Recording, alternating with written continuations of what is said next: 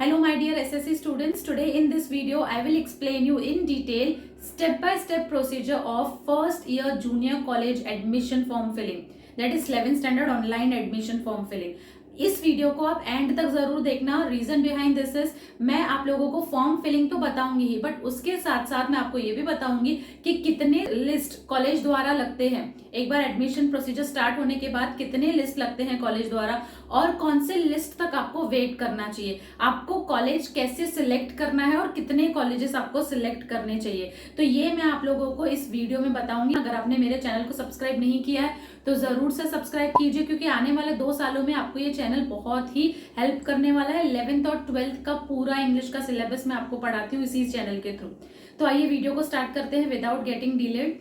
Board के official website पे ये सर्कुलर इशू किया गया था और ये सर्कुलर में हमें बताया गया है कि कितने फॉर्म्स हमें भरने होते हैं ऑनलाइन एडमिशन करने के लिए और वो फॉर्म्स भरने के बाद किस तरीके से लिस्ट लगने का प्रोसीजर स्टार्ट होता है.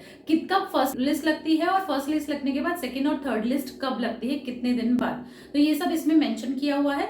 अगर आप ये सर्कुलर देखोगे तो सबसे पहले डेमो रजिस्ट्रेशन स्टार्ट हुआ था, उसके बाद एक्चुअल रजिस्ट्रेशन स्टार्ट हुआ. तो सबसे पहले जितने भी 10th स्टैंडर्ड के स्टूडेंट्स हैं जिन्होंने एग्जाम दिया हुआ है 10th स्टैंडर्ड का और रिजल्ट का वेट कर रहे हैं, उन सारे स्टूडेंट्स को सबसे पहले रजिस्ट्रेशन करना है.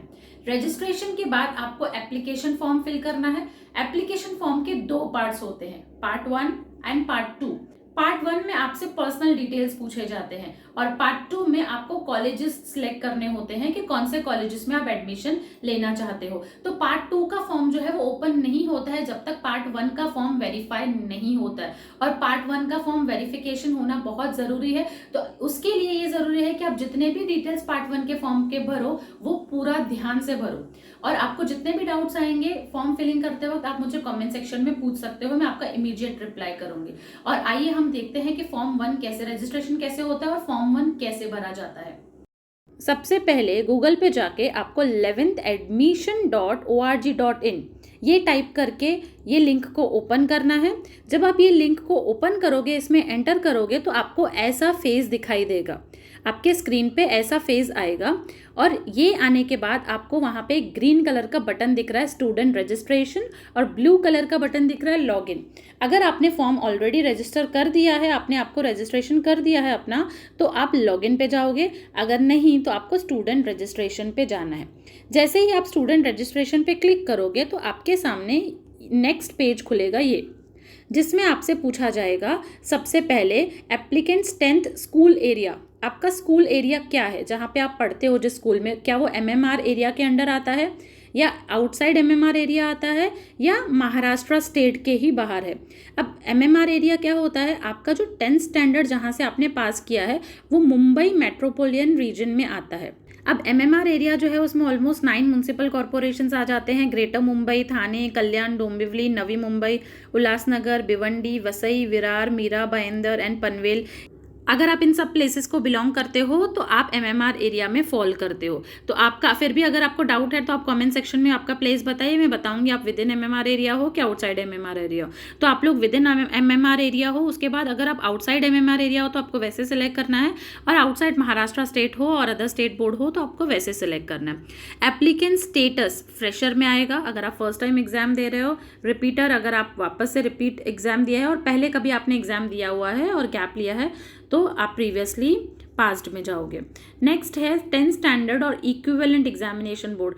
अगर आपका SSC जो स्टेट बोर्ड के हैं वो SSC सिलेक्ट करेंगे, CBSE, CISE, IB जो भी अदर बोर्ड है वो इस तरीके से सिलेक्ट करेंगे. स्टेट बोर्ड वाले SSC सिलेक्ट करेंगे. ओके, नेक्स्ट आपका आएगा नीचे आपका सीट नंबर. आपको आपका सीट नंबर डालना है. जैसे ही आप आपका सीट नंबर डालोगे आपको वहाँ पे गेट डेटा का एक ऑप्शन आएगा. वो सिलेक्ट करने के बाद सारे डिटेल्स खुद ही फिल हो जाएंगे. ये सब डिटेल्स आपको फिल करने की ज़रूरत नहीं है अगर आप स्टेट बोर्ड के स्टूडेंट हो तो. पर अगर आप अदर स्टेट बोर्ड स्टूडेंट हो तो आपको डेटा एक्वायर नहीं होगी. आपको सारा इन्फॉर्मेशन खुद से भरना पड़ेगा. नीचे आपका मोबाइल नंबर आपको भरना है, देन ईमेल ID, ओके एक सिक्योरिटी क्वेश्चन आपको फिल करना है, ठीक है। कोई भी एक सिक्योरिटी क्वेश्चन, अगर आप बाद में पासवर्ड भूल गए तो आप वो सिक्योर कर सकते हो। तो यहाँ पे आपका कुछ क्वेश्चंस आएंगे, उनमें से कोई एक क्वेश्चन सिलेक्ट करके आंसर देना और आपको यहाँ पे आपका पासवर्ड डालना है। आपको ये पासवर्ड याद रखना है। उसके बाद आप रजिस्टर बटन पे क्लिक करोगे, जो ग्रीन कलर का आपको रजिस्टर बटन दिख रहा है। उसके बाद जब आप आगे बढ़ोगे तो आपको एक इमेज दिखेगा, एप्लीकेशन फॉर्म नंबर लिखा हुआ आएगा कुछ इस तरीके से। एप्लीकेशन फॉर्म नंबर और लॉगिन आईडी नंबर सेम होता है। ये लॉगिन आईडी और पासवर्ड आपको याद रखना है, आपके फ़ोन में सेव करके रखो, आपके बुक में सेव करके रखो, कहीं पे लिख के रखो लॉगिन आईडी पासवर्ड, ये आपको भूलना नहीं है। तो जब आपका रजिस्टर करके हो जाएगा तो नेक्स्ट पेज आपका होगा लॉगिन का, जिसमें आपको जो जनरेट हुआ है लॉगिन आईडी और जो आपने पासवर्ड लगाया हुआ है वो पासवर्ड आपको डाल के लॉगिन करना है। जैसे ही आप लॉगिन करोगे, देखो इस तरीके से आपको दिखाया जाएगा लॉगिन आईडी आपका, एंड आपको यहाँ पे लिखा जाएगा एप्लीकेशन फॉर्म इनकम्प्लीट। ओके, तो आपको एप्लीकेशन फॉर्म भरना है। पार्ट 1 का जो एप्लीकेशन फॉर्म है उसमें ये सारे डिटेल्स आपको भरने होते हैं, registration details, personal details, address, category and reservation details, qualification details, ये सारे डिटेल्स आपको फिल करने होते हैं एप्लीकेशन फॉर्म पार्ट 1 में। तो अब एप्लीकेशन फॉर्म पार्ट 1 जब आप फिल करना स्टार्ट करोगे तो सबसे पहले आप पर्सनल डिटेल्स, रजिस्ट्रेशन डिटेल्स तो आपके हो गए। नेक्स्ट आता है पर्सनल डिटेल्स। पर्सनल डिटेल्स में आपका नाम, आपके मदर नेम, ये सारी पर्सनल डिटेल्स आपके ऑलरेडी फिल किए हुए होंगे। रीज़न बिहाइंड दिस इज क्योंकि आपने सीट नंबर डाला हुआ था, तो ये डेटा आपका ऑलरेडी ऑटोमेटिक फिल हुआ होगा। जो बोर्ड के पास आपका डेटा है वही डेटा उन्होंने डाला है, पर अगर आप अदर स्टेट बोर्ड के स्टूडेंट हो तो ये सारी डेटा आपको खुद से डालनी पड़ेगी। नेक्स्ट है category and reservation details. Category and reservation details में आपको क्या करना है, कैटेगरी आपका ऑलरेडी सिलेक्टेड होगा, जो भी होगा ओपन। फिर भी अगर आपने जो स्कूल में दिया है कैटेगरी वो अलग है और आपका अलग है तो आप यहाँ पे डाल सकते हो। नेक्स्ट जो क्वेश्चंस आएंगे उनका आंसर आपको ध्यान से यस और नो में है, ध्यान से सिलेक्ट करना है, क्योंकि अगर आपने गलत सिलेक्ट किया और बाद में आप प्रूफ नहीं दे पाए तो आपका फॉर्म वेरीफाई नहीं होगा। सबसे पहला क्वेश्चन है, does applicant belong to handicap और हियरिंग डिसेबिलिटी, क्या आप दिव्यांग हो? तो अगर हो तो येस करना, नहीं हो तो नो करना। अगर आप येस करोगे तो आपको वो दिव्यांग का सर्टिफिकेट देना पड़ेगा। अगर आपके पास सर्टिफिकेट नहीं है तो वो कंसिडर नहीं होगा। Does applicant belong to earthquake और project affected? No. Has applicant's parent been transfer to online process area? No. अभी इन सब का भी सर्टिफिकेट लगेगा, अर्थक्वेक या प्रोजेक्ट अफेक्टेड हो तो इसका भी सर्टिफिकेट लगेगा। किसी स्टेट्स को सर्टिफिकेट, किसी जगह को सर्टिफिकेट्स दिए जाते हैं। Whether applicant's grandfathers are freedom fighters? No आएगा इसमें। अगर आप यस करते हो अगेन आपको सर्टिफिकेट देना पड़ेगा। Does applicant's parents belong to serviceman और एक्स सर्विसमैन कैटेगरी? तो इसमें भी आपको नो लिखना है। नेक्स्ट है, does applicant belong to sports category? तो क्या आप स्पोर्ट्स कैटेगरी को बिलोंग करते हो? येस करोगे तो आपको सर्टिफिकेट दिखाना पड़ेगा, मतलब डिस्ट्रिक्ट लेवल, नेशनल लेवल पे आपने खेला हुआ है, आपने पार्टिसिपेट किया हुआ है, आपको उसका कोई सर्टिफिकेट है तो ही आप येस करोगे, नहीं तो no. If you are following under category of orphan, इसका भी सर्टिफिकेट होना ज़रूरी है, आपको नो करना है, ठीक है। नेक्स्ट है, have you opted any pre vocational course और subject offered under NSQF at 10th examination? आपने कोई प्रैक्टिकल कोर्स किया हुआ था क्या 10th एग्जामिनेशन के साथ? येस और नो, तो नो सिलेक्ट करना है। येस के साथ आपको सर्टिफिकेट देना पड़ेगा। Do you belong to minority criteria? अब माइनॉरिटी दो तरीके के होते हैं, एक रिलीजन माइनॉरिटी होता है, रिलीजियस माइनॉरिटी, और दूसरा कास्ट माइनॉरिटी होता है। तो रिलीजन माइनॉरिटी तो जो भी हिंदू है वो माइनॉरिटी में नहीं आते, बाकी जो कास्ट है मुस्लिम्स, बुद्धिस्ट, वो सब माइनॉरिटी में आते हैं। वो आप कर सकते हो, बट उसका सर्टिफिकेट आपके पास होना चाहिए।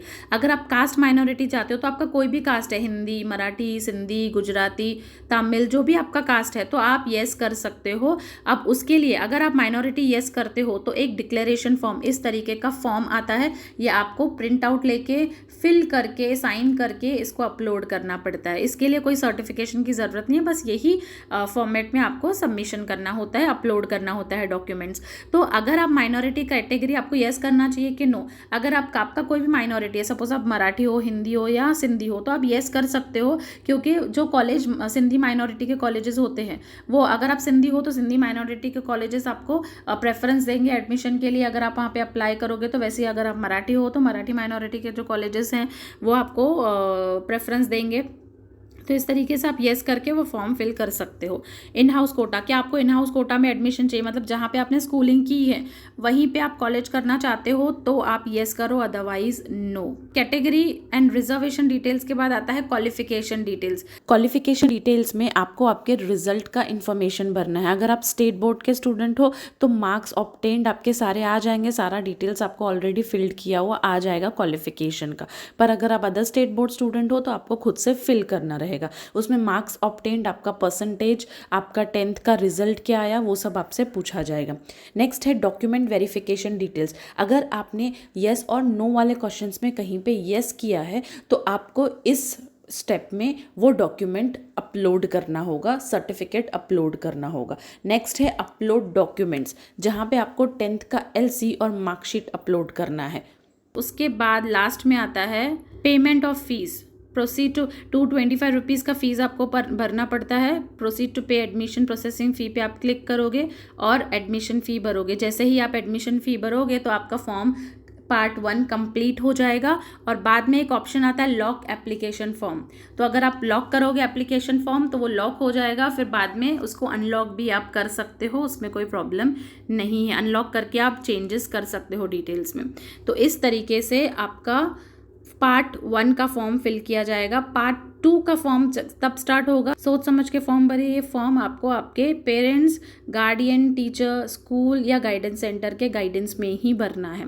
ओके, तो इस तरीके से आप फॉर्म 1 फिल करोगे। फॉर्म 1 फिल करने के बाद ये वेरिफिकेशन होता है, ये ऑटो वेरीफाइड हो जाता है। अगर नहीं होता है वेरिफिकेशन तो आप नजदीकी गाइडेंस सेंटर या अपने स्कूल्स में कॉन्टैक्ट कर सकते हो, बट ऐसा नहीं होता है। आपका फॉर्म ऑटो वेरिफिकेशन में चला जाता है और वेरीफाई होने के बाद ही, फॉर्म 1 वेरीफाई होने के बाद ही पार्ट 2 फॉर्म फिल किया जाता है।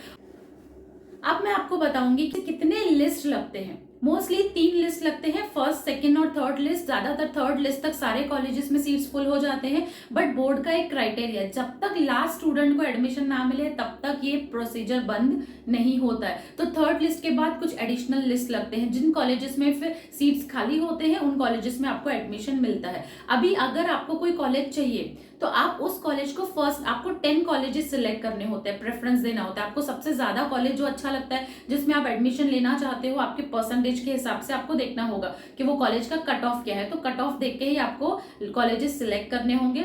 सबसे पहले अगर आपको कोई पर्टिकुलर कॉलेज अच्छा लगता है तो आप उस कॉलेज को फर्स्ट नंबर पे डालोगे। उसके बाद सेकंड नंबर पे जो उससे कम कॉलेज आप प्रेफर करते हो वो, तो इस तरीके से आप 10 कॉलेजेस सिलेक्ट करोगे। तो अगर आपका फर्स्ट लिस्ट में नाम नहीं आता है, मतलब फर्स्ट लिस्ट में आपको जो कॉलेज चाहिए वो कॉलेज आपको नहीं मिलता है, तो आप सेकंड लिस्ट का वेट कर सकते हो। और सेकंड लिस्ट में भी नहीं मिलता है तो आप थर्ड लिस्ट का वेट कर सकते हो, बट थर्ड लिस्ट के बाद आपको वेट नहीं करना चाहिए, क्योंकि थर्ड लिस्ट में जो आपका कॉलेज आया है वहां पे आपको एडमिशन लेना चाहिए। सेकेंड लिस्ट जब लगेगा और तब भी अगर प्रेफर्ड कॉलेज में आपका नंबर नहीं आता है, लिस्ट में नाम नहीं आता है और 1-2% से आप रह जाते हो, अगर सपोज उस कॉलेज का कट ऑफ होगा 75% और आपका है 74%, तो उस केस में आप थर्ड लिस्ट का वेट कर सकते हो। बट अगर उस कॉलेज का कट ऑफ है 75% और आपका परसेंटेज है 60, तो आपको वेट नहीं करना चाहिए। तो आपको थर्ड लिस्ट का वेट नहीं करना चाहिए, सेकेंड लिस्ट में आपको एडमिशन करवा देना चाहिए। जैसे ही फर्स्ट लिस्ट लगता है तो फर्स्ट लिस्ट रिजल्ट आने के 10-12 दिन बाद फर्स्ट लिस्ट लगता है। फर्स्ट लिस्ट के बाद 10-12 दिन के बाद सेकंड लिस्ट लगता है। मतलब फर्स्ट लिस्ट वाले जो बच्चे हैं उनको एडमिशन वगैरह लेने का, स्कूल में, कॉलेज में डॉक्यूमेंट सबमिट करने का टाइम दिया जाता है और कुछ 8 to 10 डेज बाद सेकंड लिस्ट लगता है। वैसे ही 8 to 10 डेज के गैप में थर्ड लिस्ट भी लगता है। अब ये जो लिस्ट लगते हैं इनको कैप बोला जाता है, central admission procedure. Okay, I hope आप लोगों को इस वीडियो से हेल्प हुआ होगा। अगर आपको इस वीडियो से थोड़ा सा भी हेल्प हुआ है तो लाइक बटन हिट कीजिए, सब्सक्राइब कर दीजिए चैनल को, ताकि हमें आपके लिए यूजफुल वीडियोस लाती रहूं। और ये अपने फ्रेंड्स, सिबलिंग्स के साथ भी शेयर कीजिए जिनके लिए भी ये यूजफुल होगा। Thank you so much for watching.